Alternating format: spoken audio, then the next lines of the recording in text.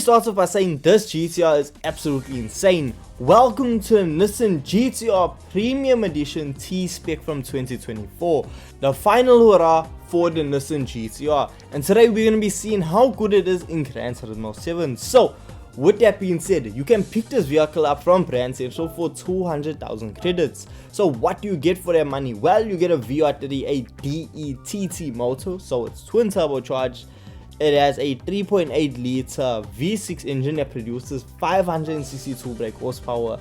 It's a 6-speed all-wheel drive front engine, and it comes in at a weight of 1,760 kgs. Now you might think, okay, but that sounds a lot like the GT-R we already have in the game, because it is. So the real difference when it comes to the GT-R is we see a new muffler system that was designed to meet stricter noise regulations, and secondly, there's a comprehensive exterior redesign. So it's basically a facelift, as we see a horizontal line across the front bumper and a redesign of the rear bumper. Now, it wasn't only the exhaust and looks that changed, because we saw beneath the surface several improvements were also made. For instance, the accelerometers in the electronically controlled suspension was upgraded to be more sensitive units, resulting in better traction control and noticeably smoother ride compared to previous models. But overall, not much is different. So when it comes to taking this car around Kyoto Driving Park, well, we see that it is handling just like a GT-R, if I might say. It doesn't really feel like a lot has changed, and because reading from what is new and what has changed, there is not much. So what is so grabbing or breathtaking about the GT-R? Because I mean, look, it still performs like a GT-R. The acceleration's good, it has decent top speed, handling is really good, and it's overall a fun vehicle that will set decently quick lap times. Because we see at Kyoto Driving Park, it sets lap times around the 1 minute 48 second mark bone stock, with my fastest lap time being a 1 minute 47. So it's reasonably quick, but nothing that is gonna rewrite the rule book or really take your breath away. That is until you decide to take it on over to the tuning shop. So once you take your vehicle over and start throwing every single upgrade you can at it, well, you are going to be left with a very powerful vehicle, because we see now the Nissan GT-R produces 1,057 brake horsepower and comes in at a weight of 1,214 kgs. That is a lot of weight stripped out of the GT-R and a lot of power put into it. So this is just making it very spicy, and we should see a massive improvement when it comes to just the vehicle's performance. If we upgraded the performance of the GT-R, we need to look at the visual customization. So we see for the front bumper, we have two front options for a splitter. For a side skirts, we have two options. For a rear diffuser, well, we only have one option. And for a rear wing, well, we have four options. We have a wingless option, a type A wing, which is like a drag wing, and then we have another big wing, and lastly your customizable rear wings.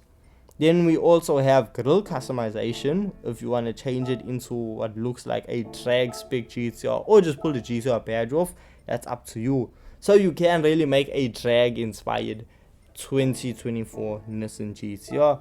Now, when it comes to customization, it doesn't really have anything that's groundbreaking. I did think that the drag spec items were looking quite spicy. Oh, and it also has a massive wide body kit that can be applied to a vehicle. So once you finish, apply whatever parts you want to just make your GT-R unique, well, then you can head back on over to circuit just like I did. So around Kyoto Driving Park, as soon as the word go, it is an absolutely different machine. The car, the acceleration is so aggressive.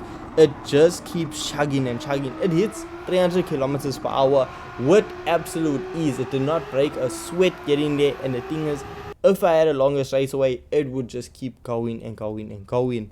Then under braking, it's a GT-R. the braking's good, and with it being an all-wheel drive system, I did not find the vehicle really understeering that much, because with the torque vectoring differential I purchased, well, I said most of the power going to the rear, and I didn't really notice that much understeer compared to when the vehicle was stock, because when it was stock I did find hints of understeer, which was not great. With some tuning you can just reduce the amounts of understeer to just better suit your driving style. And when I tell you, the Nissan GT-R was now setting very fast laps, because I was averaging lap times around the 1 minute 28 second mark.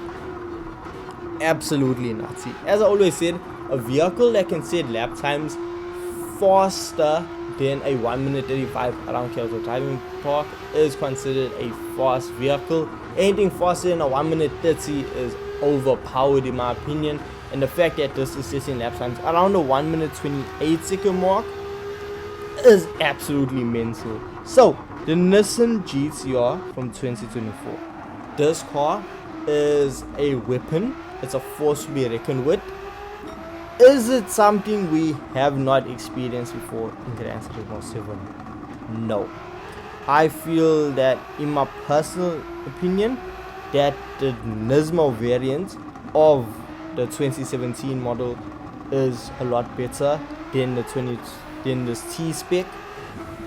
I would have preferred if Gran Turismo actually added the Nismo variant of the 2024 model to just see, okay, how aggressive or what the improvements is. Let's get the ultimate version. But look, I won't say no to a new GT-R, but I will say is the fact of it doesn't feel that much different compared to the R35 GT-R we already have in the game. So with that being said, I want to hear your thoughts of this vehicle in the comment section.